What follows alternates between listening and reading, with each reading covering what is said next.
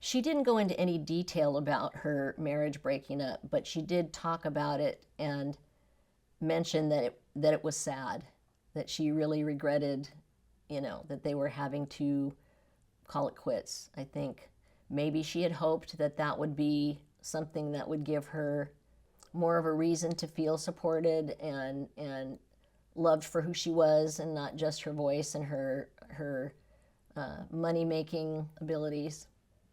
But she did mention the fact that she was sad about that.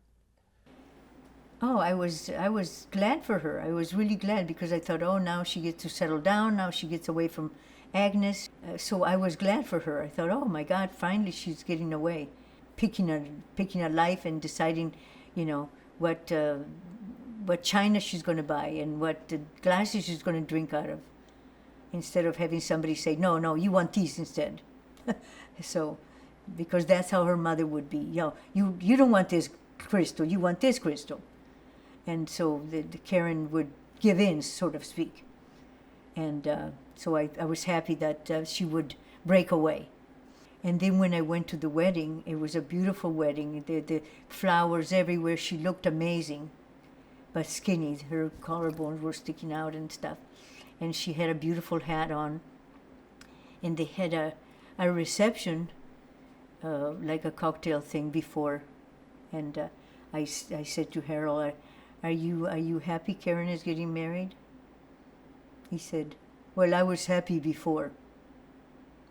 And the whole Karen seemed to be on edge. And I thought, well, brides are always on edge when they get married, especially a big production like this. It was a lot of people, and it was very formal, it was beautiful.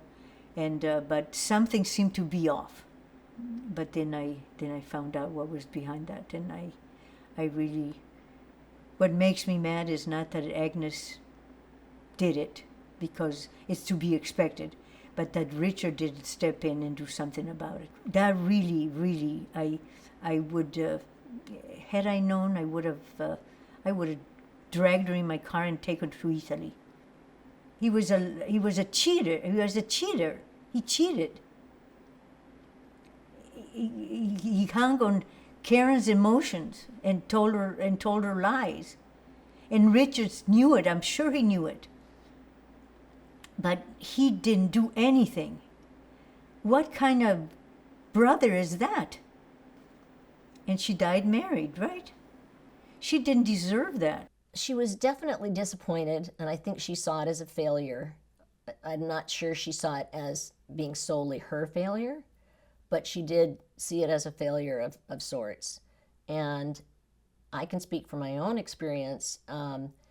Being a perfectionist, you never want to fail.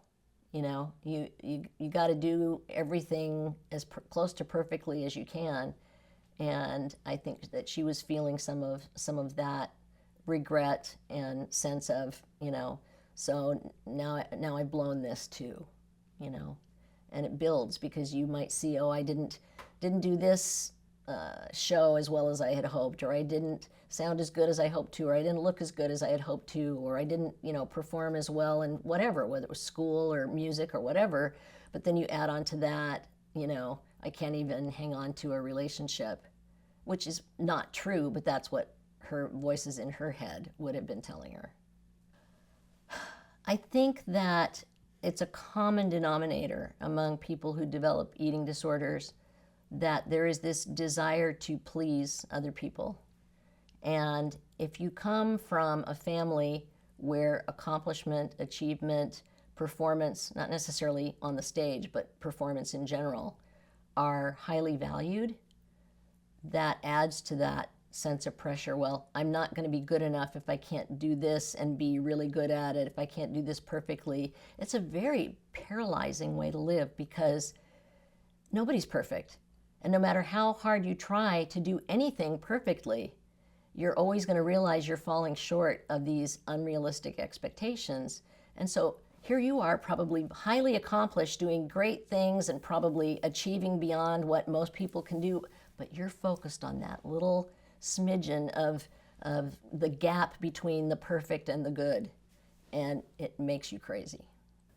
I think it's pretty striking that, we have all these pictures of Karen in a lead sister shirt. And that's, funny joke because of, mistranslation during their tour in Tokyo, that kind of thing. But I think it's actually kind of heartbreaking to see sometimes when you really reflect on it, because what it does is that it underscores the fact that in private, in the context of their family, she was seen as support for Richard in many respects, as the kid sister who helped support his genius, his music making, that kind of thing. Even though outside the confines of the family, in a broader world, she was the star and she was the front woman, even reluctantly so. And so I think that dissonance in her life, that sort of dissonance and the sadness that that comes over us when we think about the outcome of being a supporting person in the scheme of a family that perhaps doesn't have all the attention of that family, it's really affecting. It's pretty heartbreaking.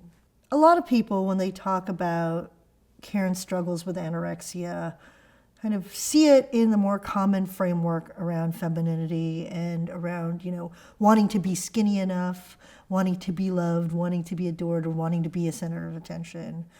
In my own book, I kind of read that differently and interpret that differently because I see it as her efforts to kind of rid her body of some of its feminine signs. In fact, it was less about fear of being overweight and more about wanting to kind of shrink away and not be seen and to not have those markers of her femininity be the focal point.